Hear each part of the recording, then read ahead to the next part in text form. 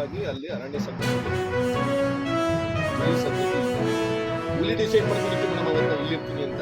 ಇಲ್ಲಿ ಯಾರು ಮೇಧಾವಿಗಳು ಹುಲಿ ಇಲ್ಲೇ ಇರಬೇಕು ಅಂತ ಡಿಸೈಡ್ ಮಾಡ್ಕೊಂಡಿಲ್ಲ. ಸಿಂಹ ಎಲ್ಲಿ ಇರಬೇಕು ಅಂತ ಅಲ್ಲಿ ಡಿಸೈಡ್ ಮಾಡ್ಕೊಂಡು ಅಲ್ಲಿಗೆ ಏನ್ ಬೇಕೋ ಅದಲ್ಲಿ ಮಾಡ್ಕೊಂಡು ಇವರು ಮೇಧಾವಿಗಳು ಬಂದು ಏನ್ ಮಾಡ್ತಾರೆ ಅಂತ ಹೇಳಿದ್ರೆ, ಈಗ ವನ್ಯಜೀವಿ ಸಂರಕ್ಷಣೆ ಮಾಡ್ಬೇಕಂತ ಇವರು ಅರಣ್ಯ ಸಂರಕ್ಷಣೆ ಮಾಡ್ತಾರೆ. ಸಂರಕ್ಷಣೆ ಮಾಡ್ಕೊಂಡಿಲ್ಲ ಅಲ್ವಾ? ಯಾರೋ ಹೋಗ್ಬಿಟ್ಟು ಊಟ ತಿಂಡಿ ಹಾಕಿ ಬಚ್ಚಿರೋ ಹುಲಿಗೆ ಸೊ ಇವ್ರು ಹಾಕಿ ತಿಂದು ಬೆಳ್ಕೊಂತವೆ. ಈ ರೀತಿ ಅವೈಜ್ಞಾನಿಕವಾಗಿ ರೀತಿಯಾಗಿ ಬರ್ತದೆ ಮೇಡಮ್. ನಾವು ಕಂಡದ್ದು ನಮ್ಮ ಕಣ್ಣಿಗೆ ಬಂದಿರೋ ಸ್ಪಷ್ಟವಾಗಿ ಹೇಳ್ತೀವಿ ಮೇಡಮ್.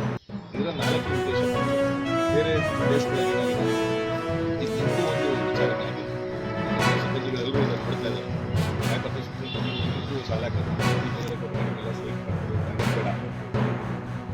ಇಲ್ಲಿ ದೊಡ್ಡ ಮಟ್ಟದಲ್ಲಿ ನಮಗೆ ಕಾಣೋದೇನು ಅಂತ ಹೇಳಿದ್ರೆ, ಈ CND ಅಂತ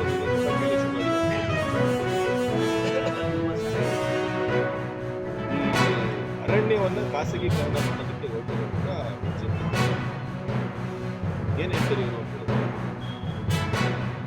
ಸಂರಕ್ಷಣೆ ಯಾವುದು ಅರಣ್ಯದ್ದು ಮತ್ತೆ ಪ್ರಾಣಿದು ಸಂರಕ್ಷಣೆ ಮಾಡೋದು, ಸಂಪನ್ಮೂಲವನ್ನು ಕ್ರೋಢೀಕರಿಸಬೇಕು, ಸಂಸ್ಥೆಗಳನ್ನ ಇಂಗ್ಲಿಷಲ್ಲಿ observe the forest and the big cats, mobilisation of funds and creating organisation.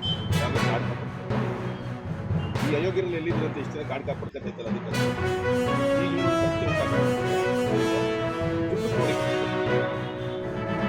ಇವರೆಲ್ಲ ಮಾಡೋದು ಪಾಶ್ಚಿಮಾತ್ಯ ದೇಶಗಳಿಂದ ನಮ್ಮ ಕಾಡು ಕಾಪಾಡ್ತಾ ಇದ್ದೀವಿ.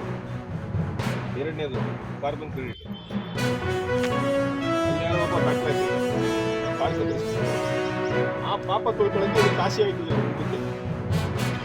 ಈಗ ನಮ್ಮ ದೇಶದಲ್ಲಿ ಆಯ್ತದಲ್ವಾ, ಇಲ್ಲಿ ಚಾಮರಾಜನಗರದಲ್ಲ ನದಿ ನೋಡೋದ್ರೆ ಮಾಡಬಾರ್ದು ಕರ್ಮ ಮಾಡ್ಬಿಟ್ಟು ನಾವು ಕಾಶಿಗೆ ಹೋಗ್ಬಿಟ್ಟು ಮುಳುಗ್ಬಿಟ್ಟು ನಾವು ಪಾಪ ಕರ್ಕೊಂಡ್ವಿ ಅನ್ಸಲ್ಲ. ಹಂಗೆ ಇನ್ಮೇಲೆ ಬಂಡೀಪುರ, ನಾಗರೋಳೆ, ಕಬಿನಿ, ಈ ಅಲ್ಕ ಕೆಲಸ ಕಾರ್ಖಾನೆಗಳು ಇವು ಪಾಪ ತೊಳ್ಕೊಳ್ಳೋಕ್ಕೆ ಕಾಶಿ, ಅದು ನಮ್ಮ ಬಂಡೀಪುರ.